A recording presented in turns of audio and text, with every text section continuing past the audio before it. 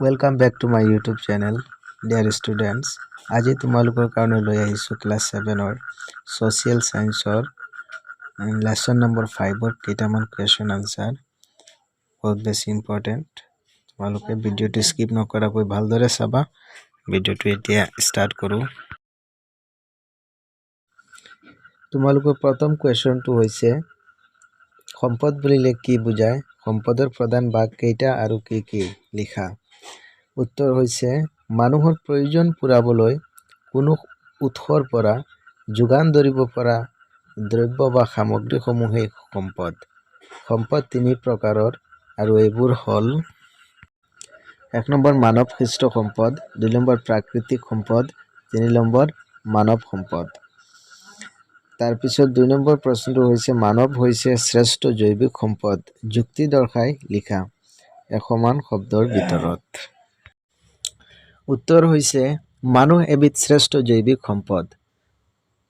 বয়শক্তিৰ বুদ্ধিমত্তা কৰ্মদক্ষতা আৰু কৌশল উৎপাদন ক্ষমতা আৰু কৰ্মৰ আচৰণ বিধি এখন দেশৰ মানৱ সম্পদ সৃষ্টি কৰাৰ প্ৰধান কাৰক এই ৰাষ্ট্ৰৰ বাসিন্দাসকলৰ দক্ষতাৰ ওপৰতে ৰাষ্ট্ৰৰ উন্নতি বহুখিনি নিৰ্ভৰ কৰে সেয়েহে মানুহে নিজ সম্পদ হোৱাৰ লগতে বিভিন্ন ক্ষেত্ৰত সম্পদৰ সৃষ্টি আৰু ৰূপান্তৰৰ জৰিয়তে ৰাষ্ট্ৰৰ উন্নয়নত অৰিহণা যোগাব পাৰে এই ক্ষেত্ৰত দেখা দিয়া মেধাৰ বহিৰ্গমন সমস্যাটো আমাৰ ৰাষ্ট্ৰৰ সম্পদৰ এক ক্ষতিকাৰক দিশ বৰ্তমান ভাৰত চৰকাৰে মানৱ সম্পদ উন্নয়নৰ বাবে বহুতো কাৰ্য ব্যৱস্থাৰ হাতত লৈছে মানুহৰ প্ৰগতি আৰু অৰ্থনৈতিক বিকাশৰ বাবে প্ৰকৃতিত থকা সম্পদৰাজিৰ সমন্বয় ব্যৱহাৰ কৰাটো এক গুৰুত্বপূৰ্ণ কথা 3 নম্বৰ প্ৰশ্নটো হৈছে তুমি জনা প্ৰাকৃতিক সম্পদসমূহ কি কি সেইবোৰৰ সংৰক্ষণ ব্যৱস্থা সম্পৰ্কে চমুকৈ লিখা এতিয়া 4 নম্বৰ প্ৰশ্নটো হৈছে দীৰ্ঘম্যাদী উন্নয়ন বুলিলে কি বুজায়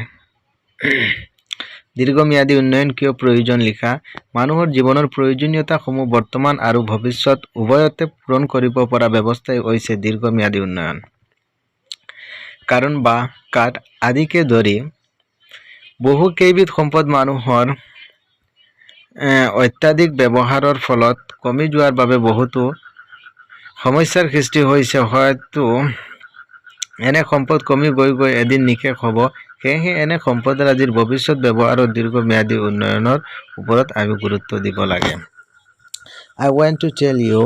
please subscribe my YouTube channel আৰু ভিডিওটো তোমালোকে চোৱাৰ বাবে ধন্যবাদ আৰু ইয়াতে ভিডিওটো আজি সামৰিলো ধন্যবাদ